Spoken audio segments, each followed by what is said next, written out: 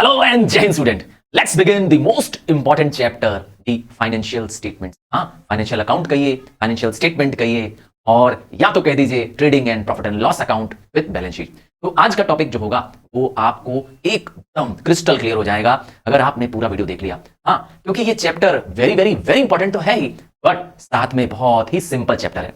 आइए समझते हैं इसका इंपॉर्टेंस, कि इस चैप्टर को क्यों इतना इंपॉर्टेंस दिया जा रहा है। चलिए, बिजनेस में सबसे पहले होती है ट्रांजैक्शन।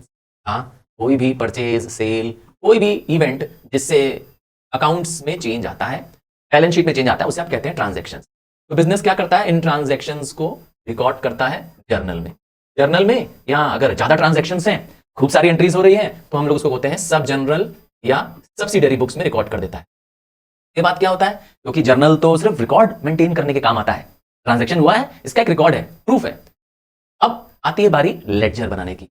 जब जर्नल से हम लेडजर अकाउंट्स में पोस्ट कर देते हैं, हम इसे पोस्टिंग या लेडजराइजिंग कहते हैं। लेडजर बनाने के बाद क्या होता है, लेडजर बनाने के बाद आता है ट्रायल बैलेंस, जो कि एक तरह का स्टेटमेंट है, हेल्प करता है हमें लेडजर के अकाउंट्स का अर्थमेटिकल एक्यूरेसी चेक करने में, अर्थात अर्थमेटिकली कोई मिस्टेक है कि नहीं है। फिर बारी आती है हमारे इस चैप्टर की, नाम है फाइनल अकाउंट्स। क्यों नाम है फाइनल? क्योंकि ये वर्ष के, ईयर के एंड में बनाया जाने वाला अकाउंट है। नाम है फाइनल अकाउंट्स। साल खत्म और एक फर्म जानना चाहती है कि साल के अंत में हमारी फाइनेंशियल पोजीशन क्या है, हमारी प्रॉफिटेबिलिटी की पोजीशन क्या है, फर्म को बनाना होता है फाइनल अकाउंट्स। तो फाइनल अकाउंट्स की अगर हम बात करते हैं, तो फाइनल अकाउंट्स में दो टाइप हैं। हाँ, मैंने दो टाइप्स बताए। पहला पार्ट आ जाता है जब फर्म जानना चाहती है अपनी प्रॉफिट एंड लॉस पोजीशन को, इसे हम लोग कहते हैं इनकम स्टेटमेंट। इनकम स्टेटमेंट मतलब इनकम जानने का। भाई, हर बिजनेस ने जो साल भर मेहनत की, वो साल भर का नतीजा प्रॉफिट में हुआ, लॉस में रहा, क्या रहा, या तो जब हम ये बनाएंगे अकाउंट तो ही पता चलेगा। हम इसे इनकम स्टेटमेंट कहते हैं। इसके अंदर दो तरह के स्टेटमेंट्स बनाने हैं। पहला जो हर बिजनेस को बनाना होता है वो है ट्रेडिंग अकाउंट। हाँ भाई, ट्रेडिंग मतलब buying and selling of goods, बस इसको कहते हैं ट्रेडिंग। और दूसरा है profit and loss account, short form में पीएल अकाउंट। ये ट्रेडिंग अकाउंट सर क्या भला है? देखिए, ट्रेडिंग बहुत इजी है। इजी इसलिए कह रहा हूं क्योंकि ये ट्रेड अर्थात बिजनेस में जो हम गुड्स बाय करते हैं और सेल करते हैं, इससे होने वाले प्रॉफिट और लॉस को बताता है। Difference between the buying and selling के प्राइस को, हाँ, ये जनरेट करके बताता है कि फर्म के पास प्रॉफिट किस नेचर का है। बताता है फर्म के ग्रॉस प्रॉफिट को या ग्रॉस लॉस को, ये दोनों जानने में मदद करता है। जबकि profit and loss account trading account का एक्सटेंशन है। हाँ, किसी बुक में देखेंगे ट्रेडिंग अलग और प्रॉफिट एंड लॉस अलग बनाया गया होगा। आप साथ में भी yes trading and profit and loss account एक साथ भी बना सकते हैं, क्योंकि ट्रेडिंग अकाउंट आगे जाके कंटिन्यू हो जाता है प्रॉफिट एंड लॉस में। दोनों ही, ट्रेडिंग अकाउंट की बात करो चाहे प्रॉफिट एंड लॉस की बात करो, दोनों ही नॉमिनल नेचर का अकाउंट्स है। नॉमिनल नेचर, हाँ, नॉमिनल अकाउंट्स का रूल फॉलो करते हैं, जिसमें डेबिट ऑल एक्सपेंसेस आता है और क्रेडिट ऑल इनकम्स आता है। आपके एक्सपेंस हुए होंगे, आपका कोई लॉस हुआ होगा, डेबिट में चला जाएगा, और कोई इनकम हुई होगी तो क्रेडिट में। अब profit and loss account help करता है नेट प्रॉफिट या नेट लॉस कैलकुलेट करने में। ये तो हो गया पहला पार्ट फाइनेंशियल स्टेटमेंट का, जिसमें प्रॉफिट लॉसेस जानने में मदद कर रहे हैं। दूसरा पार्ट आता है फाइनेंशियल पोजीशन जानने का, स्टेटमेंट ऑफ फाइनेंशियल पोजीशन। हाँ, फाइनेंशियल पोजीशन मतलब फर्म की पोजीशन क्या है at the end of the year. Asset और लायबिलिटी की पोजीशन को जानने को कहते हैं फाइनेंशियल पोजीशन, और इसके लिए बनाना होता है फर्म को बैलेंस शीट। हाँ, बैलेंस शीट एक अकाउंट नहीं है, बैलेंस शीट एक स्टेटमेंट है। स्टेटमेंट और अकाउंट में डिफरेंस होता है। अकाउंट्स में आप क्या करते हो, बैलेंसिंग करते हो, डेबिट और क्रेडिट के टोटल्स का डिफरेंस निकालते हो। स्टेटमेंट में दोनों का टोटल करके टैली करा देते हो। स्टेटमेंट एक रिकॉर्ड होता है, तो बैलेंस शीट एक रिकॉर्ड है किसका, असेट और लायबिलिटीज का, जो कि एंड ऑफ द ईयर में आकर के टैली कर जाते हैं, मीट कर जाते हैं। तो इसका मतलब है हमें यही पढ़ना है आज इस टॉपिक में, फाइनल अकाउंट्स अर्थात accounts prepared at the end of the year. एक बेसिक सा फॉर्मेट है।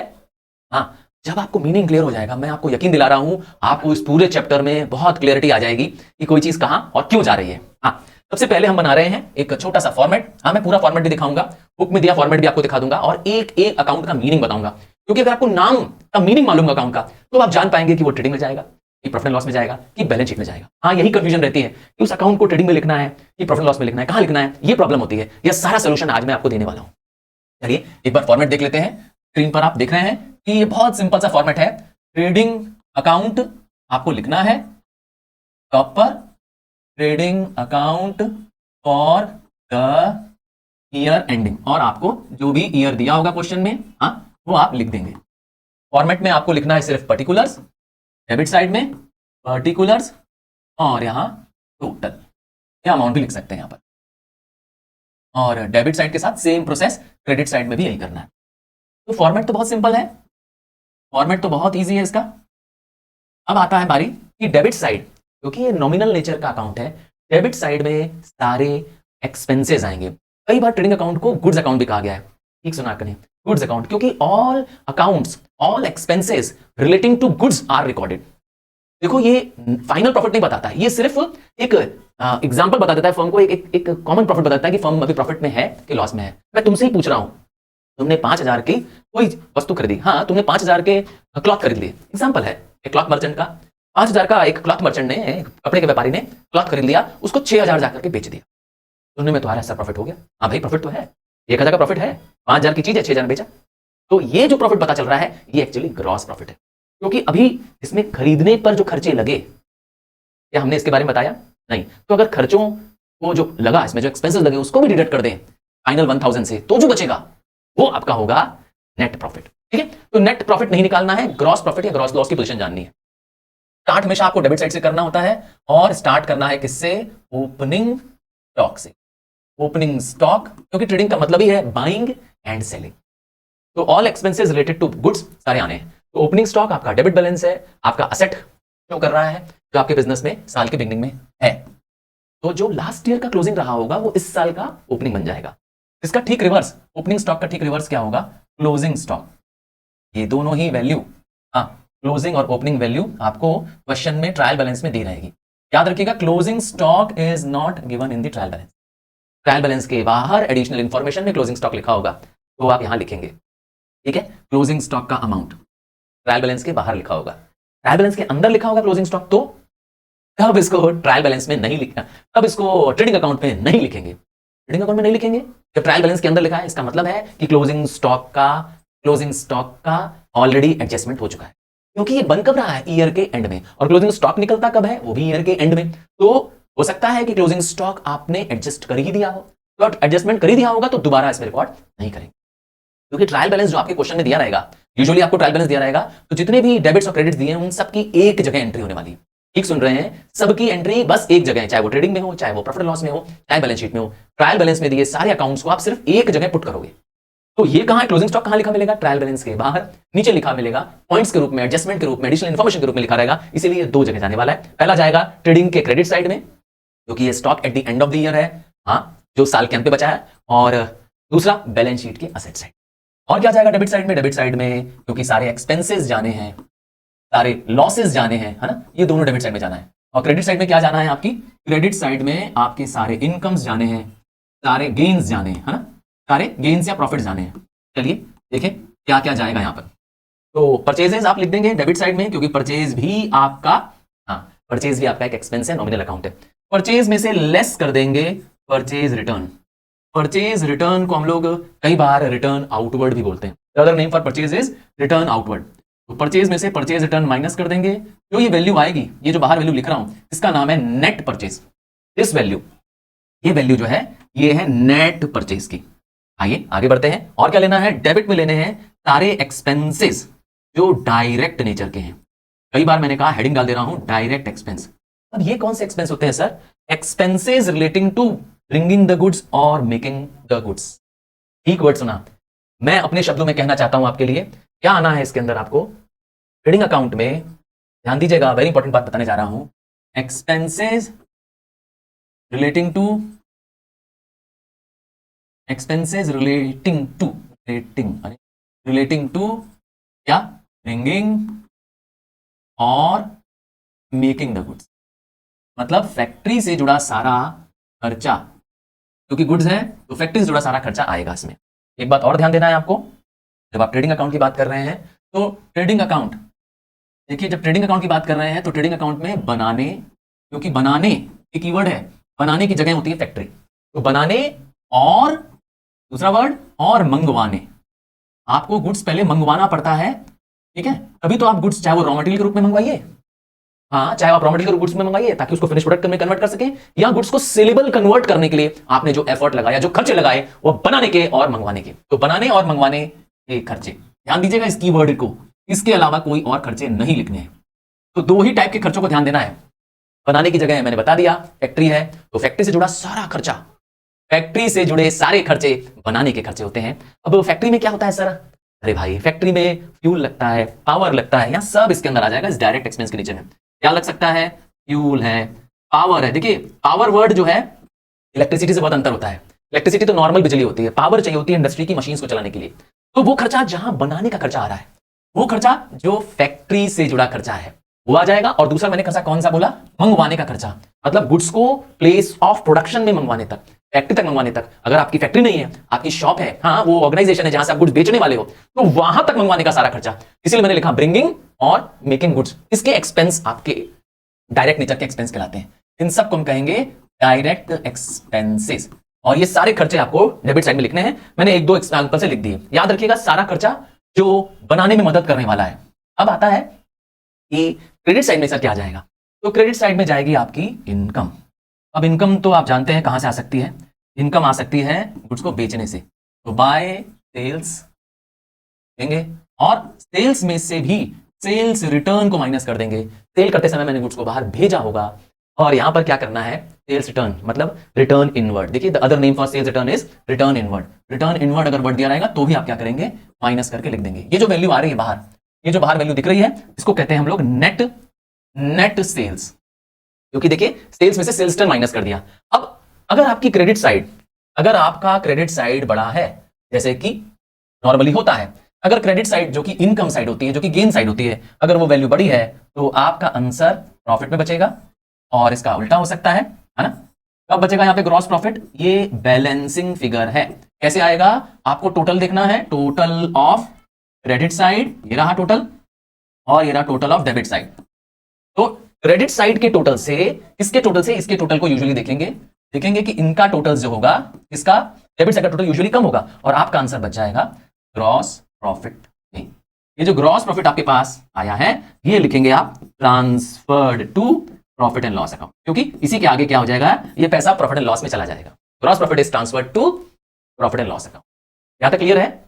चलिए आपको एक फॉर्मेट दिखाते हैं जो आपके सिलेबस में दिया हुआ है, आपकी बुक्स में दिया हुआ है, और उस फॉर्मेट से इस पूरे अकाउंट को एक बार फिर से देखते हैं। मैं आपको प्रॉमिस कर रहा हूं, अगर आपने पूरा वीडियो देख लिया है तो आपको इसके बाद इस चैप्टर के लिए कहीं और कुछ भी पढ़ने की जरूरत नहीं पड़ेगी। चलिए मैं आपको फॉर्मेट ले चल रहा हूं दिखाने के लिए कि आपको यह फॉर्मेट तैयार करना है। ये बेसिक फॉर्मेट है, जो हमने डिस्कस किया है वही वापस आपको दिखने वाला है। देखिए स्क्रीन पर आपको हर एक नाम और हर एक नाम का मीनिंग मालूम होना चाहिए। मैंने आपके लिए ऊपर का जो टर्म है ट्रेडिंग अकाउंट है ना, उसको हटाते हुए दिखा दिया आपको। चलिए स्टार्ट करते हैं। डेबिट साइड की तरफ ध्यान दीजिए, डेबिट साइड की तरफ ध्यान दीजिए। डेबिट साइड में आया ओपनिंग स्टॉक, मतलब स्टॉक एट द कमेंसमेंट भी इसको बोलते हैं, या stock at the beginning of the year बोलते हैं। ट्रायल बैलेंस के अंदर जरूर दिया होगा। इनकेस आपको ओपनिंग स्टॉक नहीं दिया है तो क्या दिया होगा? तो आपको एक वर्ड दिया होगा। क्या वर्ड दिया होगा? Adjusted purchase. सर ये क्या होता है? अगर एडजस्टेड परचेज टर्म दिया है तो आप ओपनिंग स्टॉक नहीं लिखेंगे, तो आप ओपनिंग स्टॉक भी नहीं लिखेंगे, परचेज और परचेज रिटर्न वाली वैल्यू जो डिफरेंस करके आ रही थी इसको भी नहीं लिखेंगे। इन दोनों को और क्लोजिंग स्टॉक को, तीनों को नहीं लिखेंगे। सर ऐसा क्यों? कब ऐसा करेंगे? जब आपको एडजस्टेड परचेज दिया, क्योंकि एडजस्टेड परचेज का फॉर्मूला क्या है? एडजस्टेड परचेज का फॉर्मूला है, नीचे देखिए, एडजस्टेड परचेज का फॉर्मूला है opening stock plus net purchase. Net word आ गया तो उसका मतलब है कि परचेज में से परचेज रिटर्न माइनस कर दोगे, ठीक है? तो opening stock plus net purchase less closing stock. हाँ, आप अगर नोट कर रहे हैं इस चीज को कि ये फॉर्मूला सब फॉर्मूला है, आपको हो सकता है कि ये अलग से दिया हो। इनकेस आपको एडजस्टेड परचेज दिया है तो आपको ओपनिंग स्टॉक रिकॉर्ड नहीं करना है, purchase minus purchase return record नहीं करना है, सीधे आप डेबिट साइड में लिखेंगे एडजस्टेड परचेज। इन तीनों अकाउंट को नहीं लिखेंगे क्योंकि ये तीनों तो इसके अंदर इंक्लूडेड है ना, समझ गए ना? एडजस्टेड परचेज मतलब ये तीनों अकाउंट इसके अंदर इंक्लूडेड है। अब आता है वेजेस, जरूर लिखेंगे। सर वेजेस क्यों आएगा? हाँ, मैं आपको हर एक का रीजन दे रहा हूं। रीजन एक बहुत सिंपल सा है, बनाने और मंगवाने से जुड़े खर्चे। गुड्स को अपने पास मंगवाना है तभी तो आप गुड्स को प्रोसेस कर पाओगे और बेच पाओगे। तो चाहे फैक्ट्री हो चाहे हमारा ट्रेडिंग का काम हो, हमें गुड्स को पहले अपने पास मंगवाना पड़ेगा। तो हम अगर बना रहे हैं तो मैंने कहा वेजेस लगेंगे। अच्छा, वेजेस में और सैलरी में अंतर क्या है ये मैं पूछना चाहता हूं। वेजेस वो होते हैं जो आप वर्कर्स को देते हैं, जो आपके लिए काम कर रहे हैं, प्रोडक्शन कर रहे हैं, और सैलरी आप उनको देते हैं जो आपके परमानेंट नेचर के स्टाफ होते हैं, जिसको एक फिक्स टेन्योर बाद, जैसे 1 मंथ हो गया, ये बाद आप पहले पैसा देते हैं। वेजेस नॉर्मली फिक्स नहीं होता है, जितना दिन काम करेगा उतना दिन पैसा मिलता है, और वेजेस प्रोडक्शन से जुड़ा खर्चा है, जबकि सैलरी हाँ, सैलरी ऑफिस स्टाफ से जुड़ा खर्चा है, वो खर्चा है जो टीचर्स को मिल रही है। हाँ, टीचर्स को क्या मिल रही है, प्रिंसिपल को क्या मिल रही है, सैलरी, वेजेस नहीं मिल रही है, ध्यान दीजिएगा। और जो आपके घर में मजदूर अगर आ रहा है, आपके घर में कोई रिपेयर वर्क चल रहा है, हाँ, आपके घर में कोई सोफा बन रहा है या कुछ कारपेंट्री का काम चल रहा है, कुछ बिल्डिंग बन रही है, मैसन काम कर रहे हैं, मजदूर काम कर रहे हैं, आप उनको क्या देते हो, सैलरी नहीं देते हो, वेजेस देते हो, दिन के हिसाब से देते हो। हिंदी वर्ड है दिहाड़ी। तो प्रोडक्शन करने का खर्चा है, ये बनाने का खर्चा है। देखिए वेजेस एंड सैलरी लिखा है, ध्यान दीजिएगा, वेजेस एंड सैलरी भी ट्रेडिंग में ही आएगा। इनके सैलरी एंड वेजेस वर्ड लिखा रहेगा तो प्लीज ध्यान दीजिएगा, ट्रेडिंग में नहीं आएगा। तब वो बनाने का खर्चा नहीं है, तो वो खर्चा जो मंगवाने का, बनाने का खर्चा नहीं है, इसका मतलब any expense other than all these will go to profit and loss. हाँ, कुछ भी खर्चा होगा जो इन दोनों के अलावा खर्चा होगा, वो सब खर्चे चले जाएंगे प्रॉफिट एंड लॉस में। ठीक है, तो डायरेक्ट एक्सपेंस मैंने अभी बताया था, वो एक्सपेंस है जो डायरेक्ट प्रोडक्शन से जुड़ा खर्चा है। हाँ, बनाने से जुड़ा खर्चा है। अब इसके बाद आता है कैरिएज। कैरिएज क्या होता है?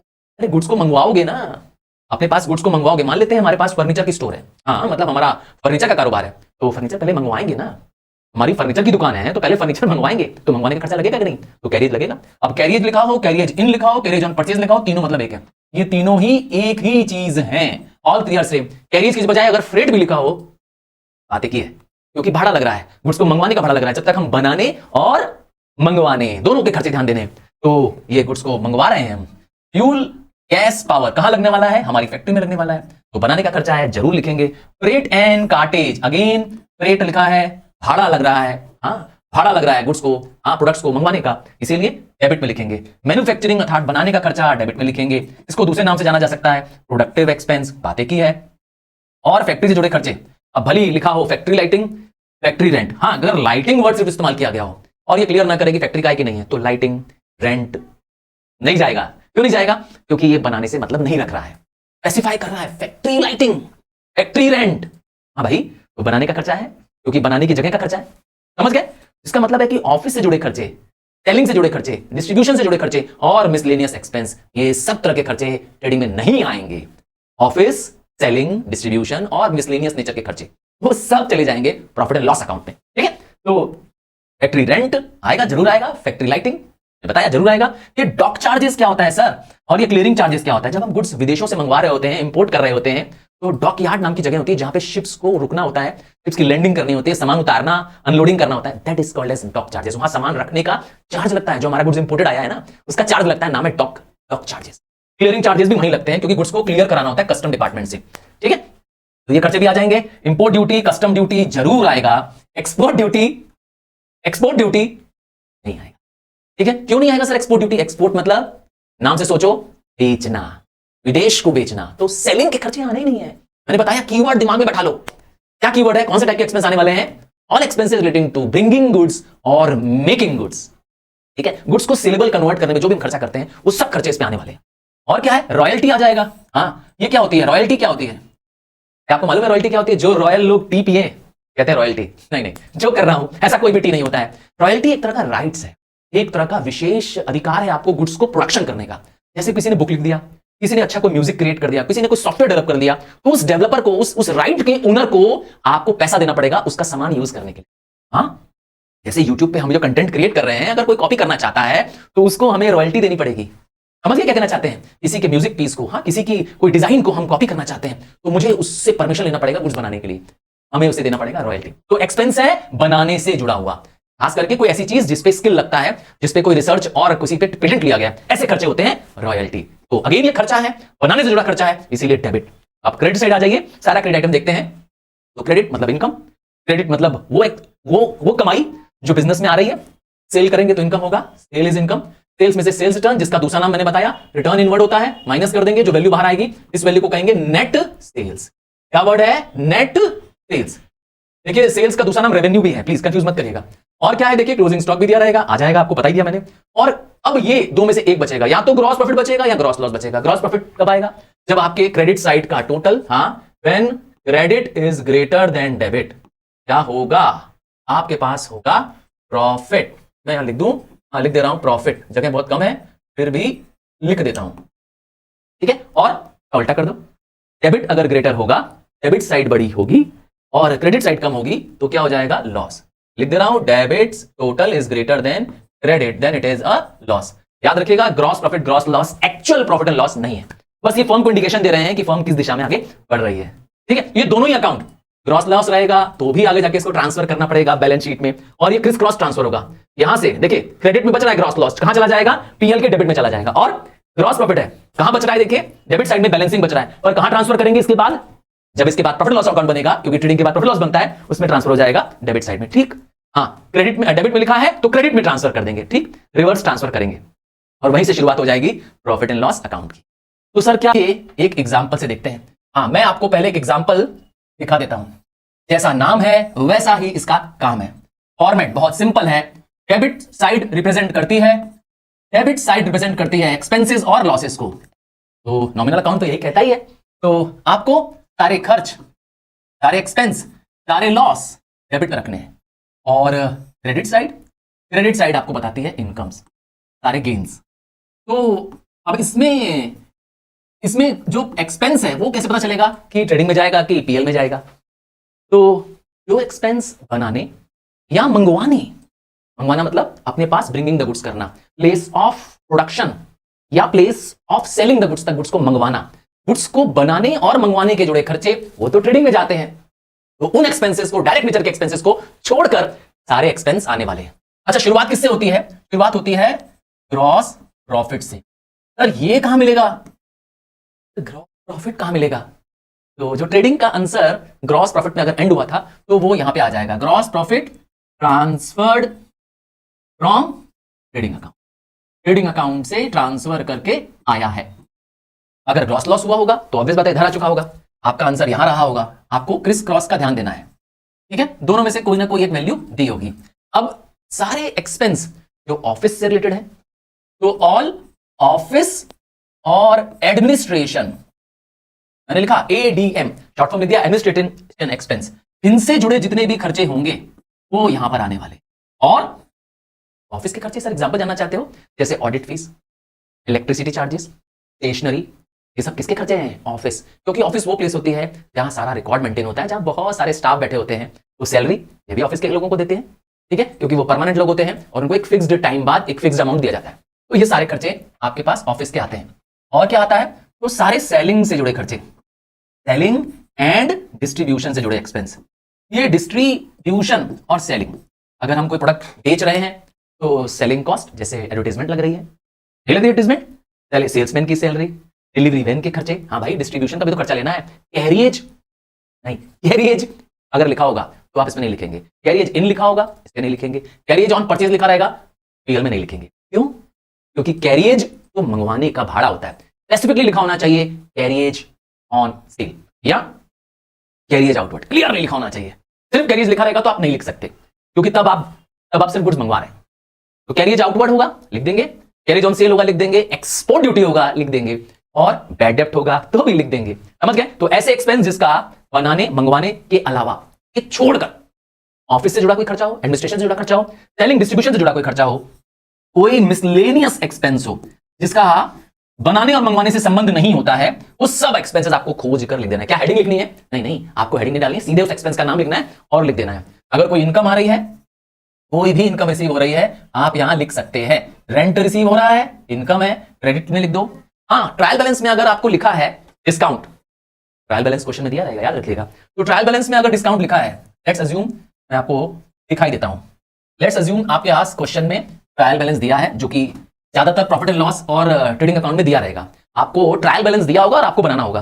तो debit side of the trial balance, ये रहा आपका question, T balance, trial balance बना होगा, डेबिट साइड और क्रेडिट साइड के अमाउंट लिखे मिलेंगे। तो अगर आपको डेबिट साइड में लिखा मिल रहा है डिस्काउंट, तो अनडाउटेडली ये आपका पीएल के डेबिट में जाना है, क्योंकि आप जानते हैं डेबिट में क्या होगा, या तो एक्सपेंस होगा अगर अमाउंट लिखा है, और या तो वो कोई असेट होगा, या तीसरी भी कुछ चीज हो सकती है। हाँ, ड्रॉइंग भी आपका डेबिट का एंट्री होता है। तो ये तीन नाम, ड्रॉइंग, एक्सपेंस और एसेट, ये तीनों के अमाउंट डेबिट साइड में मिलेंगे।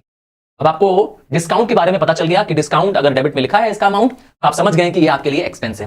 पर यही अमाउंट अगर डिस्काउंट के साथ क्रेडिट साइड में लिखा है तो ये आपका इनकम होगा। ध्यान दीजिएगा, क्योंकि क्रेडिट किसको रिप्रेजेंट करता है? क्रेडिट में अमाउंट या तो लायबिलिटी का होता है, ध्यान दीजिएगा, या तो लायबिलिटी होती है, या कोई इनकम गेन बेनिफिट हो रहा है आपको, और या तो तीसरा कैपिटल। तो all amount that is shown in the credit side of the trial balance represents income, liability या कैपिटल, तीनों में से कोई एक होगा। और क्योंकि डिस्काउंट के साथ लिखा है, अब डिस्काउंट क्या है, क्रेडिट में लिखा है, एक नॉमिनल आइटम है, रिकरिंग आइटम है, और आपको भी क्रेडिट में ही लिखना है, इसके प्रॉफिट एंड लॉस के क्रेडिट में लिखना है। समझ गए?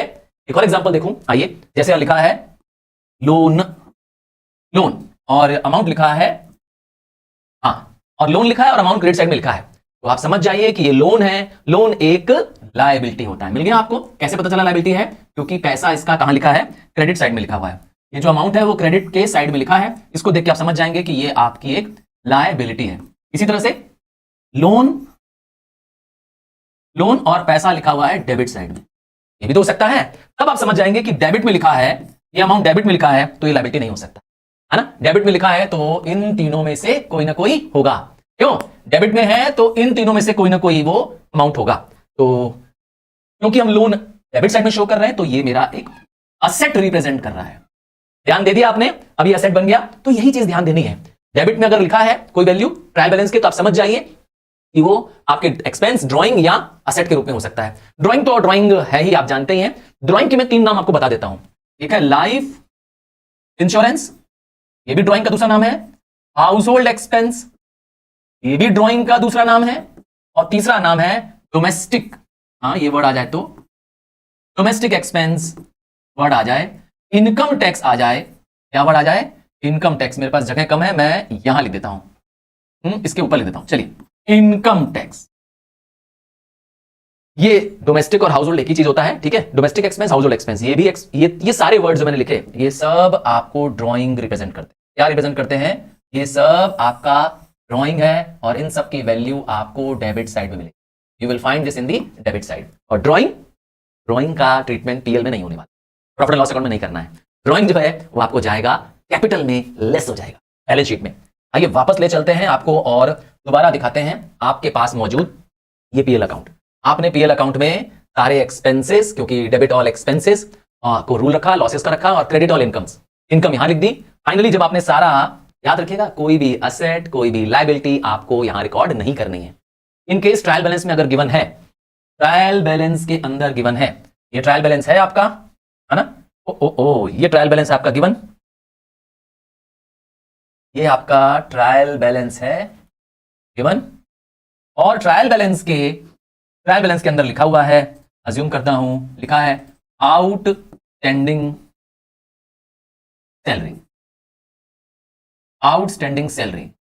तो आपको इसको, क्योंकि ये आउटस्टैंडिंग सैलरी है, सैलरी नहीं है, आपको इसको प्रॉफिट एंड लॉस अकाउंट में नहीं लिखना है। सर क्यों? सैलरी आउटस्टैंडिंग है। अरे भाई, ट्रायल बैलेंस के अंदर लिखा है, ये आपका एक लायबिलिटी है।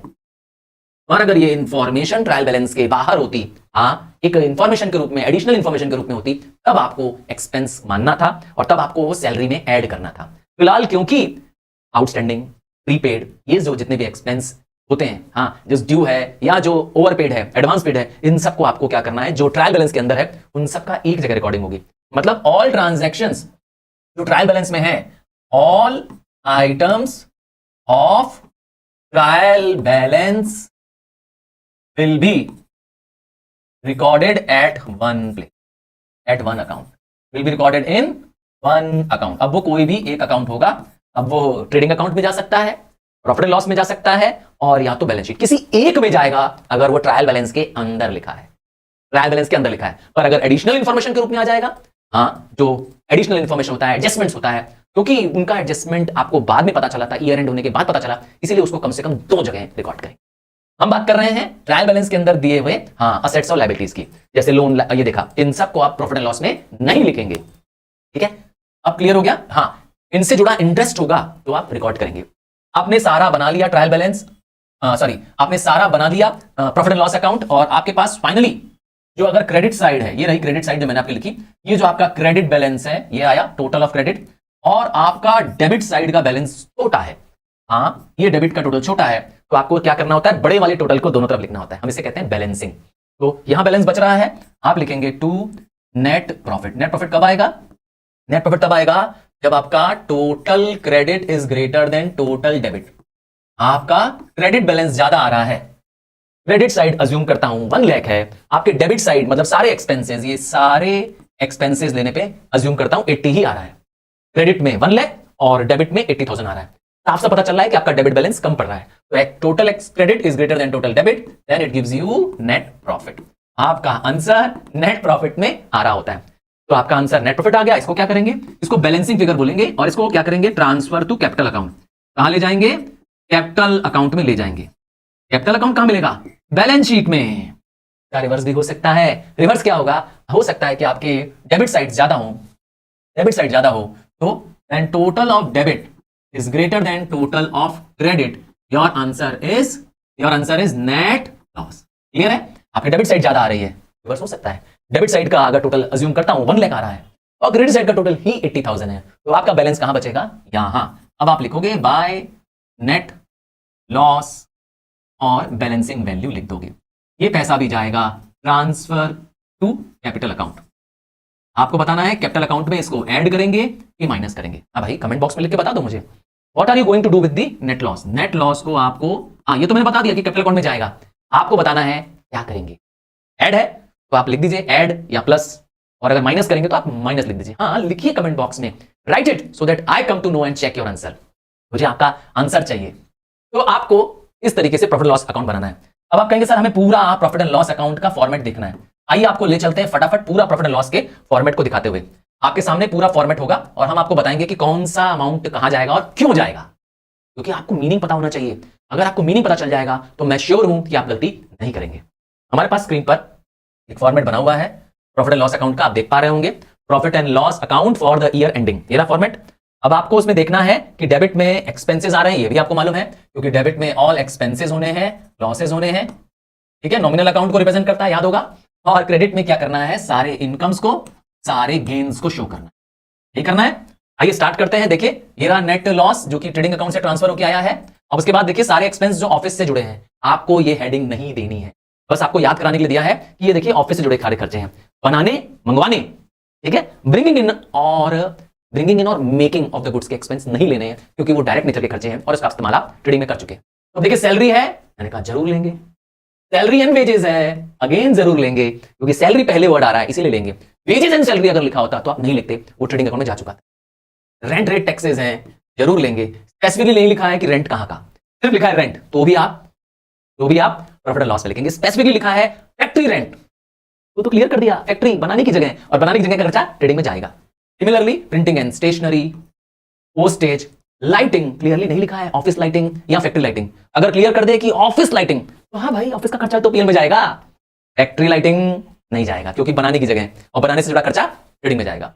तो lighting, insurance premium, telephone charges, legal expense, हाँ वकील के खर्चे, फर्म के ऊपर बहुत सारे लीगल कई सारे मुकदमे चलते रहते हैं, ऑडिट की फीस, आपने अपने अकाउंट्स को चेक कराने के लिए सी अपॉइंट किया है, अकाउंटेंट जो एक्सटर्नल आया है उसको फीस देनी पड़ेगी, ट्रेवलिंग करने का खर्चा, एस्टेब्लिशमेंट के खर्चे, आपके ट्रेडिंग के खर्चे, बाइंग और सेलिंग के खर्चे। ट्रेडिंग वर्ड से बच्चे कंफ्यूज जाते हैं ट्रेड एक्सपेंस से, और कई बार इसको क्या करते हैं ट्रेडिंग अकाउंट में लिख देते हैं। नहीं, trading word buying and selling दोनों के लिए है, पर आप इसको कहां लिखेंगे, सिर्फ प्रॉफिट एंड लॉस के डेबिट में लिखेंगे। नाम से ट्रेडिंग है, ट्रेड में मत लिख देना, ठीक है। और आते हैं अब क्रेडिट साइड में, आते हैं इनकम साइड में आते हैं। तो इनकम साइड की शुरुआत हो रही है, देखिए ग्रॉस प्रॉफिट से, ये आपको कहां से मिल जाएगा, ट्रेडिंग अकाउंट से मिल जाएगा। रेंट फ्रॉम टेनेंट, ये रेंट साफ साफ दिख रहा है कि आपको रेंट मिल रहा है, कई बार इसको बोलते हैं रेंट फ्रॉम सबलेट। क्या वर्ड बोला मैंने, सबलेट। सबलेट मतलब आपने कोई जगह किराए पे ली, उसका कुछ हिस्सा आपने किसी और को किराए पे दे दिया, किराएदार ने किराए पर दे दिया, इसे कहते हैं सबलेट, क्योंकि आपके लिए इनकम है। अगेन ये इनकम है तो क्रेडिट में जाएगी। रेंट क्रेडिट, क्रेडिट वर्ड अगर लिखा है किसी नॉमिनल अकाउंट के आगे, किसी भी नॉमिनल के आगे, नेक्स्ट डे कमीशन लिखा है और ब्रैकेट में लिखा है क्रेडिट, या कमीशन लिखा है और उसका amount credit side of the trial balance में लिखा है, आप भी क्रेडिट साइड में लिखोगे, ठीक है, ध्यान देना इस बात को। डिस्काउंट है रिसीव्ड क्लियरली तो लिखा है, ठीक है, क्लियर नहीं लिखा है, बस लिखा है डिस्काउंट और क्रेडिट, तो आप भी चुपचाप क्रेडिट साइड में लिखेंगे। Similarly commission received, interest on investment, ब्याज मिल रहा है, आ रहा है पैसा, डिविडेंड ऑन शेयर्स, मैंने शेयर खरीदे, मैं मतलब फर्म ने शेयर खरीदे और इस शेयर्स पे जो ब्याज होता है उसका स्पेशल नाम होता है डिविडेंड, ये भी फर्म की कमाई है।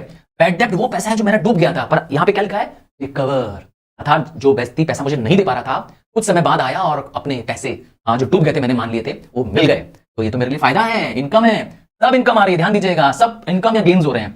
Profit on the sale of fixed asset, कोई मशीनरी है, कोई प्लांट है जो हमने प्रॉफिट में बेच दी थी, again income from other sources या कोई मिसलेनियस इनकम, ये सब हमारे इनकम्स हैं, तब हमारे क्रेडिट बैलेंस है, क्योंकि क्रेडिट ऑल इनकम का रूल चलाना है। क्रेडिट में इनकम्स और गेन्स जाने वाले हैं, ठीक है। और क्या आ सकता है, आइए मैं आपको इससे जुड़े और अकाउंट भी आपको दिखाने जा रहा हूं। इतना खत्म नहीं, अभी डेबिट साइड में और बहुत सारे आइटम है जो आने वाले हैं। मैं आपको और आइटम जो डेबिट से जुड़े वाले हैं वो दिखाने जा रहा हूं। ये रहा और डेबिट से जुड़ा आइटम।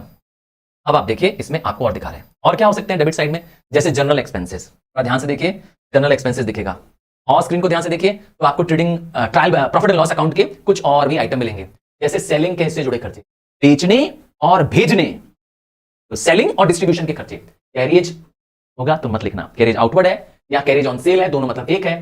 बेचने और भेजने का खर्चा है, एडवर्टाइजमेंट कराया, बेचने का खर्चा है, कमीशन दिया, या तो लिखा होगा कमीशन और डेबिट, ऐसे करके लिखा होगा, या कमीशन लिखा होगा और उसका अमाउंट डेबिट साइड में लिखा होगा, तो आप भी डेबिट साइड में लिखिएगा। ब्रोकरेज, आपको दलाली देनी पड़ती है। हाँ, कई बार आप डील करते हैं तो आपको ब्रोकरेज देनी पड़ती है, ब्रोकर हेल्प करता है।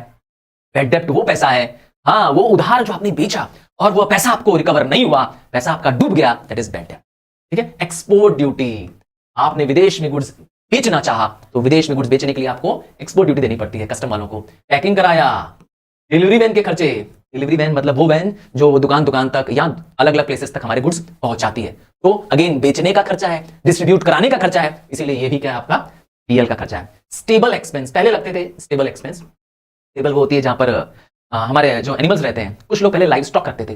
अरे लाइव स्टॉक क्या होता है, अरे भाई कुछ लोग काओ, बफेलो, हॉर्सेस रखते थे भाई बिजनेस में, पहले तो होता ही था ना।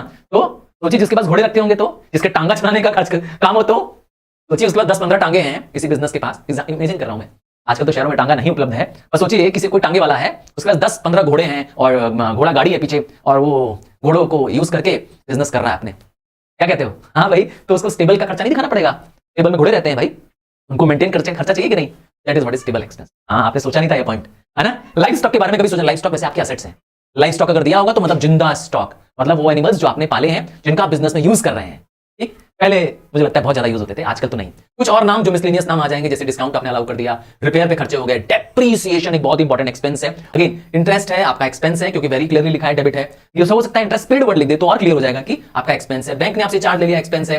Entertainment expense, conveyance expense, conveyance मतलब going from one place to another, भाड़ा लग रहा है ना आने जाने का, उसे कहते हैं। डोनेशन दे दिया, चैरिटी दे दिया, या लास्ट में कोई गुड्स, कोई असेट आपने लॉस में बेच दिया, कोई आपके पास पुराना प्लांट मशीनरी इक्विपमेंट था, आपने उसको नुकसान में बेच दिया, तो ये सब आपके लॉसेज हैं, एक्सपेंसेस हैं, सब आएंगे डेबिट में।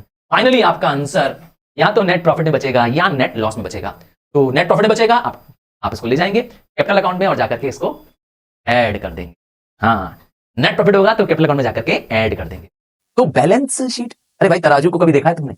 हाँ, जो तराजू जिसमें आप सब्जी लेने जाते हो तो तराजू पे तौलता है सब्जी वाला। हाँ, आजकल तो वो पुराने जमाने वाला तराजू चल भी नहीं रहा है ना। जो बीम बैलेंस हुआ करता था, एक तरफ लोहे का पटकरा रखता था और एक तरफ वो सब्जी या अननोन वेट रखता था, क्या कहते हैं? तो बस एक तरह का बीम बैलेंस है ये बैलेंस शीट, और नाम क्या है? Balance sheet, which has to be always balance sheet है, क्योंकि एक पीस ऑफ पेपर है। आइए जाने इसका नाम बैलेंस शीट क्यों रखा गया है। तो बैलेंस शीट सबसे पहली चीज है अकाउंट नहीं है। करिए अकाउंट क्या होता है? देखो, अकाउंट वो होता है जहां पर जर्नल्स को ट्रांसफर करते हैं, है ना?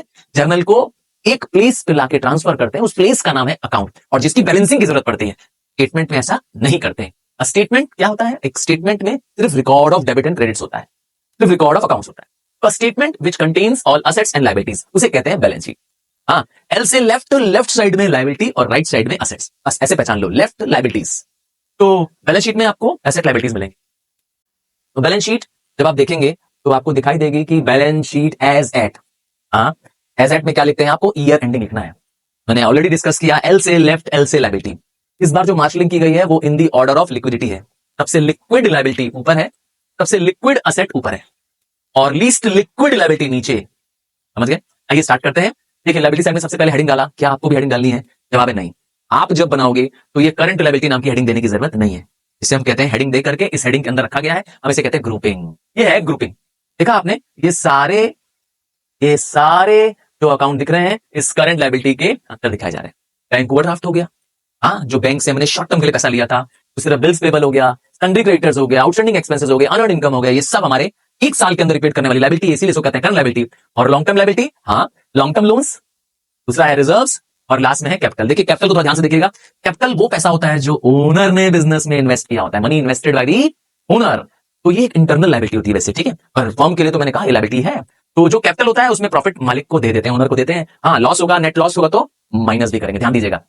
ड्रॉइंग्स किया होगा ओनर ने, माइनस हो जाएगा। इनकम टैक्स भी ड्रॉइंग का ही एग्जांपल है। लाइफ इंश्योरेंस प्रीमियम भी मालिक पे लगता है, ये भी एक तरह की ड्रॉइंग है, इसीलिए इन सबको लेस कर देंगे। तो जो कैपिटल को घटा रहा है, मालिक अगर पैसा बिजनेस से विड्रॉ कर रहा है तो ये तीनों विड्रॉ करना हुआ, ड्रॉइंग करना, इनकम टैक्स करना, इनकम टैक्स भी पर्सन पे लगता है, मालिक पे लगता है, इसीलिए सबको क्या करते हैं, कैपिटल से माइनस कर देते हैं। याद रखेंगे फॉर्मेट आपको। हाँ, इन दी ऑर्डर ऑफ, ये मैंने क्या बताया, इन दी ऑर्डर ऑफ को लिक्विडिटी बता दिया, इन दी ऑर्डर ऑफ परमानेंस इसका रिवर्स हो जाएगा। ठीक है।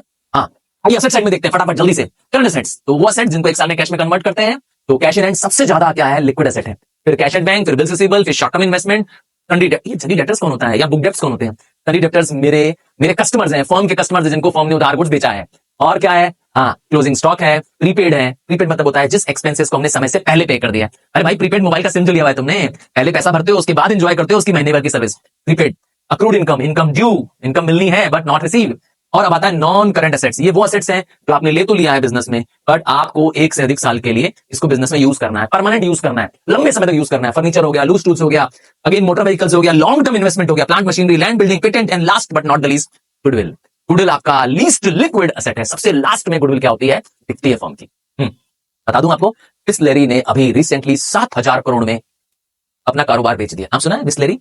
हाँ, पानी बोले तो बिस्लेरी। हाँ, आपने भी जरूर खरीदा होगा। हाँ, कोई भी जाता है दुकान में, बोलता है भैया बिस्लेरी दे दो। अब दुकानदार कोई भी पैकेज ऑर्डर दे देता है, यस दे देता है, रेल नीर दे देता है ना, किल्ले दे देता है, पर लोग मांगते क्या है, बिस्लेरी। तो कितना नाम है बिस्लेरी का, जबरदस्त नाम है। पानी बोले तो सिर्फ बिस्लेरी, क्या गुडविल है उसकी, देखा मार्केट में, और गुडविल बिकती है।